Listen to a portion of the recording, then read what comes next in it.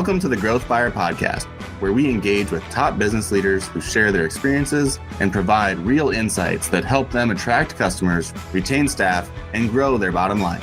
Now, let's get started with the show.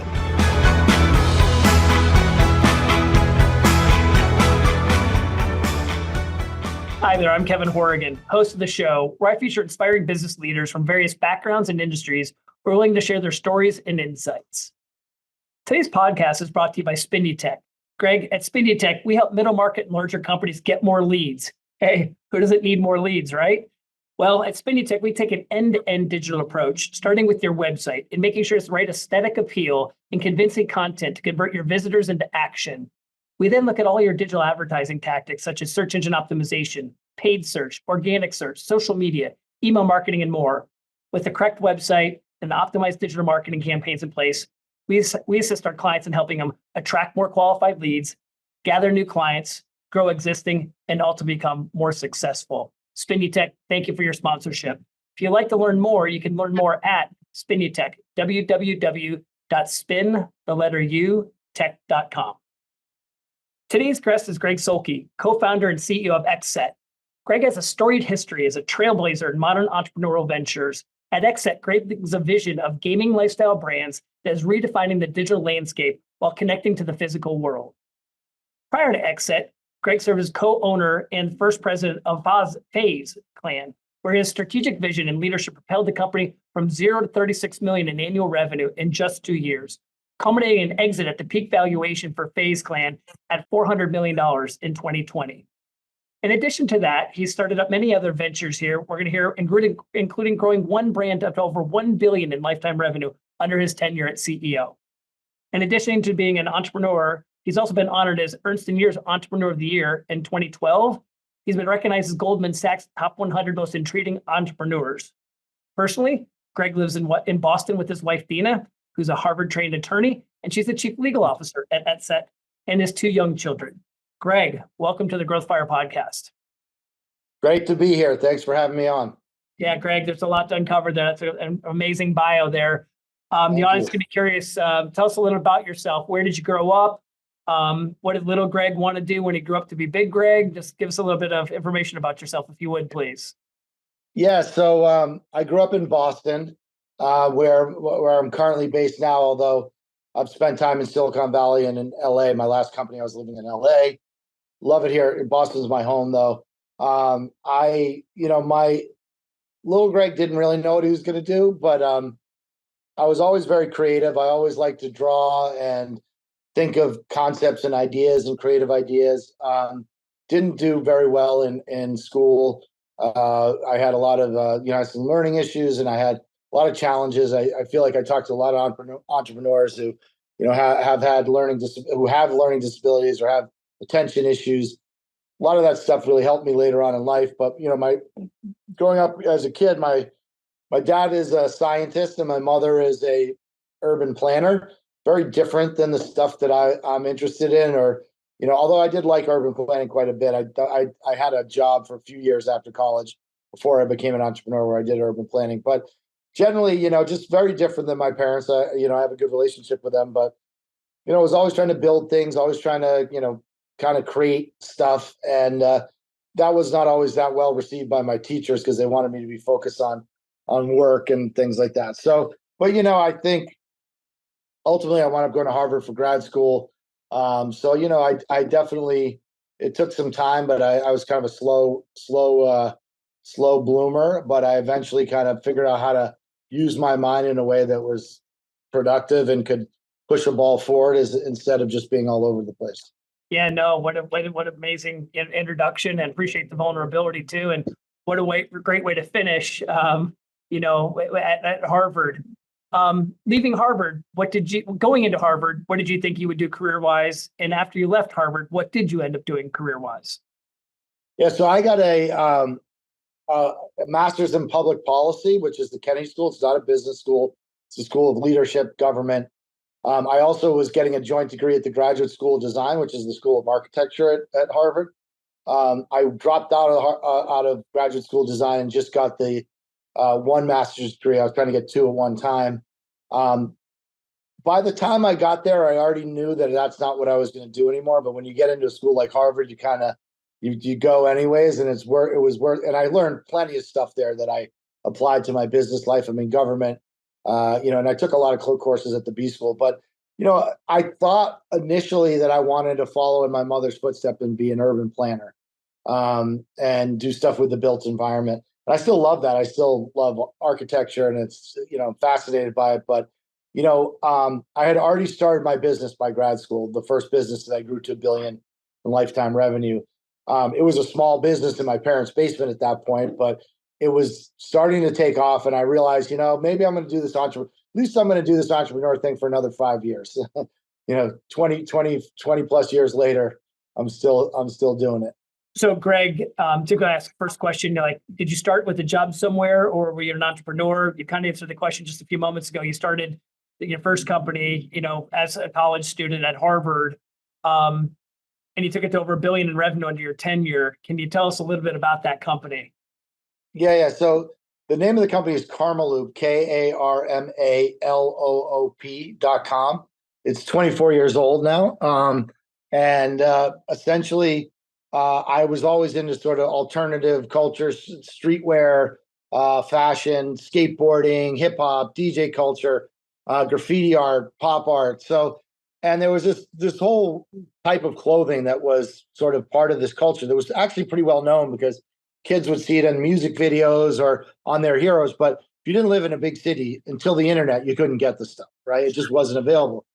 And so we were just a very early e-commerce platform that sold this kind of clothes that were in high demand but short supply. But we took a very different approach in that we really told the brand story. We shot the clothing on models at a time when you didn't do that. It was, people wondered, why are you putting content on an e-com site? That's not how to do it.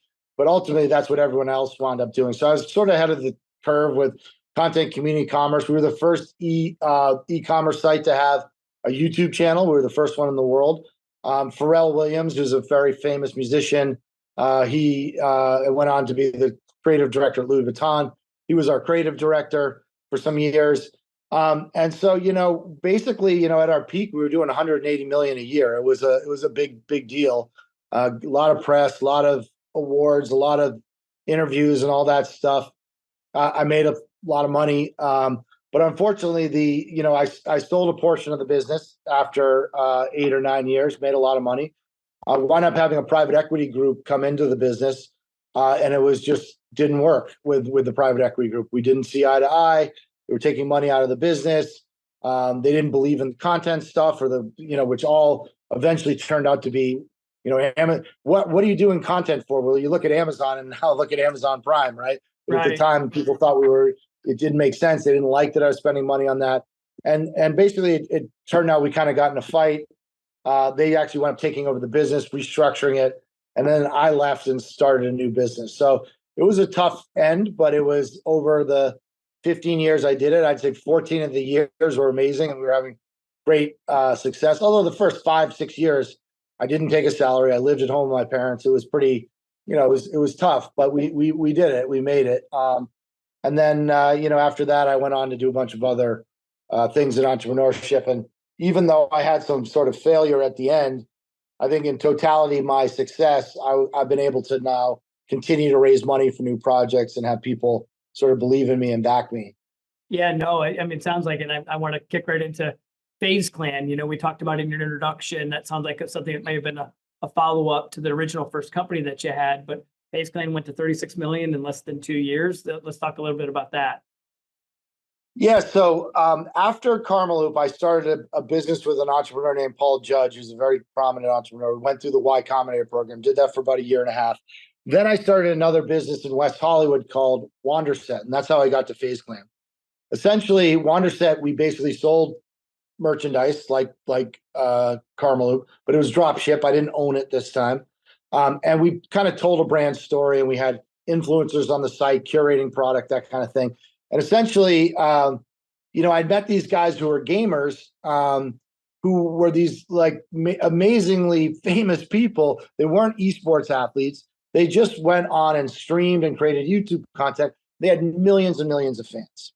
So there's a group of guys called FaZe Clan. They weren't really a business at the time. Each individual member was making millions of dollars a year. They're like 19, 20-year-old kids. Right. But as a company, there was no money coming into the mothership. And they were, Right. so essentially, I really liked what they're doing. They had a lot of issues. They had some debt and excuse me, but I really thought it was cool. It reminded me of Karmaloop.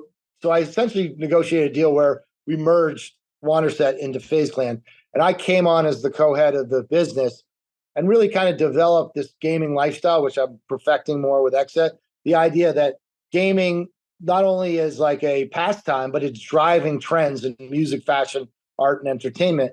And they had that, feel, and they had a big audience. They had over 100 million people that like knew who they were. So it was they just didn't have a business, right? So I came in, we put in the structure, turned on revenue, got the business from 0 to 36 million in 2 years. Turned on merchandise sales, bunch of stuff that was easier to do because they had an audience, but still pretty hard to do. But the hard part is, like with my new business now, I'm good at that stuff, but you also have to build the fan base, right? They had the fan base. So that was a big advantage we had.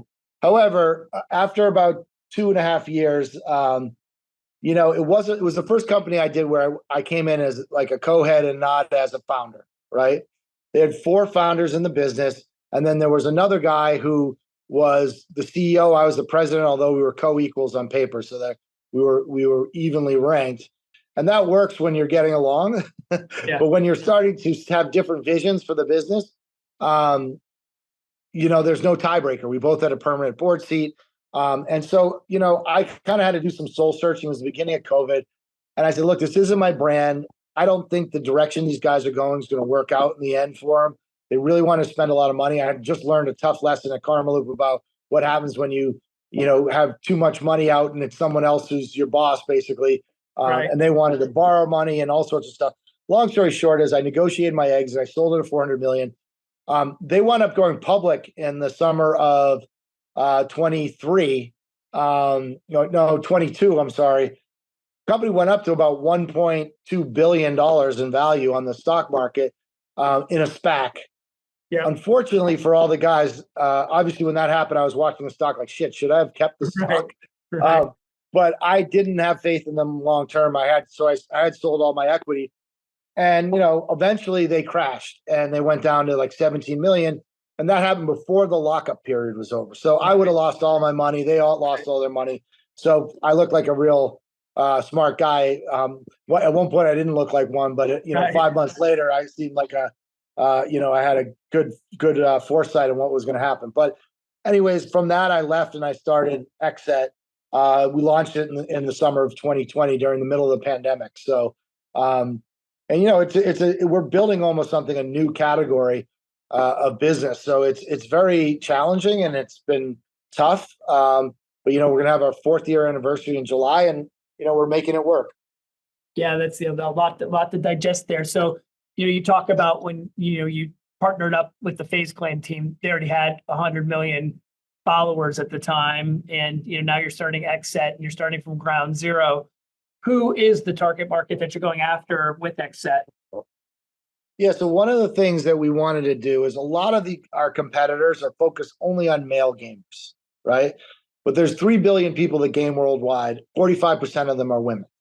So our organization has men and women in it, and it definitely, building audience has been a challenge. One of the things we've been able to do to build audience and to make ourselves different, not only are we going after a broader spectrum of the 3 billion gamers, and that's, when I say gamers, it's 18 to 30, let's say, is our sweet spot's 18 to 22, 23, 24, I don't know.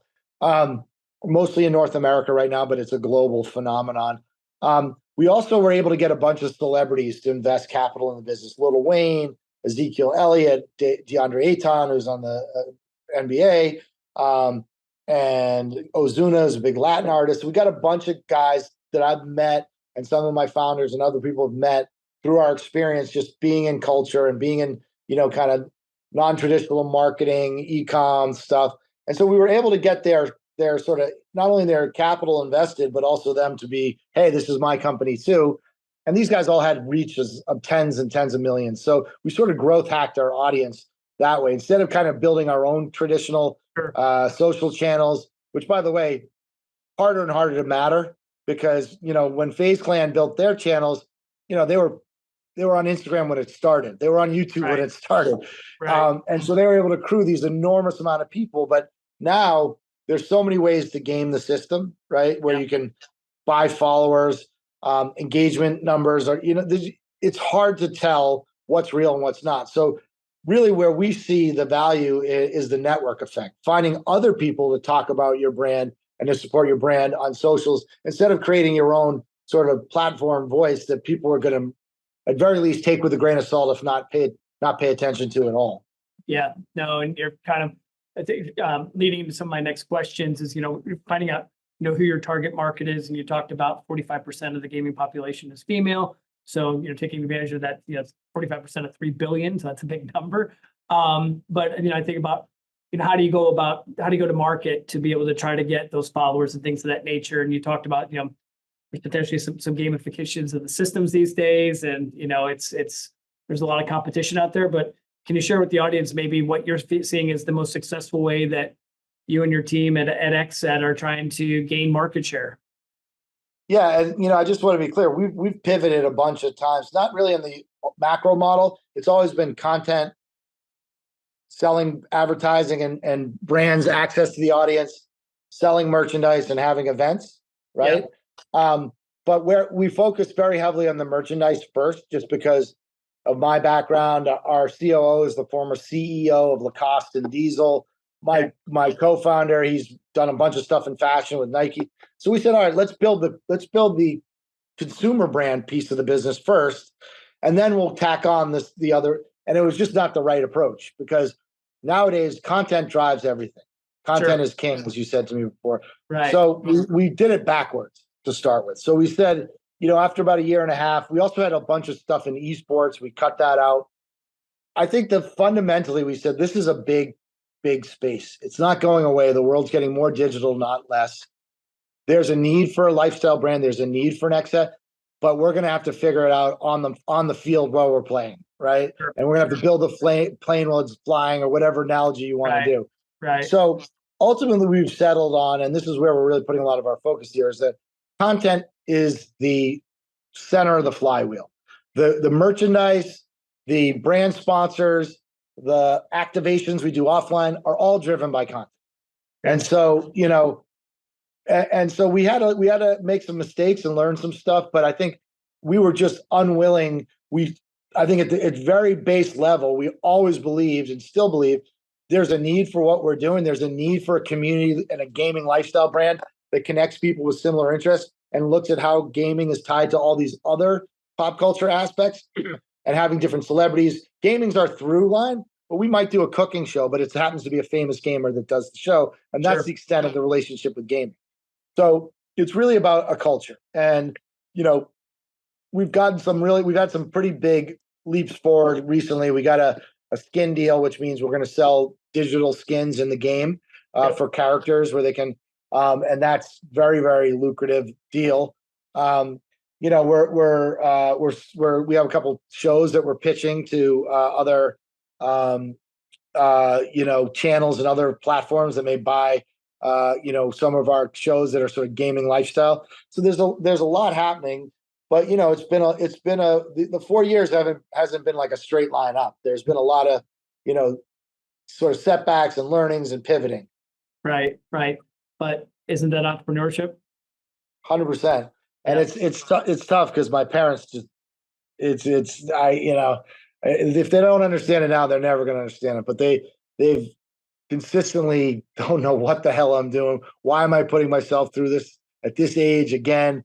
I put millions of dollars of my own money in, so I'm all in again. I have, it's a passion that you cannot be successful as an entrepreneur unless you are willing to take risks and actually really put your money where your mouth is. I tell people, short of breaking the law, you've got to do whatever it takes. Show up for every meeting, show up, that last little thing, do I need to do it or not? You've got to do it, or you're not going to, even then the chances of making it are small. I think that's a really good soundbite there, Greg. I think that Obviously just from, the podcast so far, one thing that you showcase well is passion. And passion alone isn't going to help you be successful as an entrepreneur. A lot of them have passion, but tenacity, and they're willing to go over and above what most others would tap out at is the difference between a lot of good startups getting to the next level versus a lot of good startups not being able to do so. And it is doing all the things that sometimes entrepreneurship is doing the things that nobody else will do. And even though you don't want to do them, and you don't want to, you don't feel like it, you're tired, all those things. The difference of the successful ones is they didn't say no and just continued to push forward and had the tenacity, and that's what separated them from those who decided to tap out a little bit earlier. And so we learn so often in the Growth Fire podcast. There's a level of tenacity, there's a level of passion, there's a level of making mistakes and not being beaten down by them, but look at those as learning opportunities. And it's those types of experiences that we gain from people like you on the Growth Fire podcast that's helping others in their journey be able to realize that this is validating. Oh, I'm not the only one who struggles. I'm not the only one whose parents are asking questions. Why would you do this again? So, I appreciate you sharing those things, because I think a lot of people who pay attention to the podcast are second guessing themselves or have others second guessing them. And it's helpful when you share your insights and experiences to let those know to still keep pushing at it. I mean, you've only failed if you give up, right? Yeah. I mean, I had a big company, very successful, was still quite successful, but unfortunately, even if it's successful, if there's disharmony in the C-suite and the players, it doesn't work. And I didn't look at it as because it was public. They did a restructuring. It was a very bad experience. But I didn't say, okay, this is it. I'm going to do something else. And you're only beat if you don't get back up. Yep. Yeah. No. Very, very well said. Greg, I want to ask a little bit about your journey and if you've had any mentors in your life, and if so, how maybe they helped influence you in a positive way. Yeah, I mean, I encourage folks to always think about getting a mentor. The other thing I often say to people is, you'd be surprised. A lot of people who are successful, they will talk to you. Part of the reason they're successful is they find the time to do things, right? And they like to help other people. Yep. And I think one of the things, oftentimes I get reached out to by younger people, and I can't give them a ton of time, but I always try to at least send them an encouraging note, or, if they really insist they want to, talk to. I just did a meeting in New York with a kid. I sat down for 20 minutes. He'd been bugging me. And I was in New York, and we set it up, and it was great. And he's going to probably be a very successful guy. He already seems like he's on his way. So I think, finding mentors and not being afraid to ask people to kind of give you information. The mentorship will come if you build a relationship, but you can learn lots of little things from lots of really successful people, listening to podcasts, reading. But for me, I had a couple really important mentors in my life. When I started Karmaloop, I don't come from a business family. I don't come from a retail family. A lot of the people in this industry, especially in retail sales, it's generational. I did not have that experience. And so I didn't really, while I was good at understanding the culture and I had the passion, as you said, I didn't know how to do it very well. Sure. And I wasn't first year and a half, I was doing it poorly. And I was basically accruing inventory. And, a friend of mine introduced me to this guy named Sam Gerson, who used to be a big store called Filene's Basement. He was the head of that. It's kind of a legend in the retail game. Went to see him. He looked at my numbers. He said, "Kid, you're already out of business. You don't know what the hell you're doing. You got 10 months of supply. This is a nightmare. You don't know how bad this is." And it was I was kind of stunned. He said, "I'll tell you what, come by every week. I'm going to show you how you get rid of this inventory and then how you start to manage it." And I did that for a couple of years. Unfortunately, he passed away. He was an older guy. And then I was able, a year or two later, to find another mentor, a guy named Frank Esty, who started Marshall's department store. So one of the most successful. He lived here in Boston. He was retired. And, he invested capital. He came into the office one day a week for 5-6 years. And frankly, I don't think I would have succeeded if I had not found him, because even though Sam made me understand how not to go out of business, he made me understand how to really grow the business. Sam probably could have done that. We just didn't get to that point. Right. And he actually built our entire style SKU database that the company used. And I still use that same framework when I when I look at merchandise, which isn't my main task anymore, but we still do some of that. I always want to see it in weeks of supply and the way he laid it out and the aging and all that stuff. So yeah, I mean, he was a very successful guy. He wanted to contribute. Just a lucky find for me. Yeah, no, those are two fantastic stories. And again, I think we often hear, and guests of the Growth Fire podcast, that those mentors are what helps bring you the gap between what you know and what you don't know. And like you said, most entrepreneurs that, are willing to give some payback because they felt like their own journey had somebody there. And I think there's just something in the journey of growing a business and being successful and learning from others that makes you want to give that back in return, just as you're doing today and sharing what you're doing today. Greg, I've got one more question for you. Where do you find your inspiration from today, aside of mentors, things of that nature? Where do you find your inspiration? It's a good question. I think my family, my future, like what I want to do in the future. I mean, I'm hoping this is going to be my big exit so that I can maybe use my entrepreneurial skills towards something less sort of profit driven, maybe more nonprofit, helping, address issues that I care about. Thinking that I want to get to that point drives me every day. Sure. And I think in the short term, building something that matters, building something that impacts culture, even if we're just playing video games or we're doing certain things, that are sort of looked at trivial. We are communicating with lots of youth. For better or worse, video games are here, and we're a voice of positivity. And believe me, there's a lot of negativity there. Yes. And we also try to instill in people, like, don't just play video games, do these other things that we like too. Right. And so I think that that matters. It's good to make money, but you can't take it with you.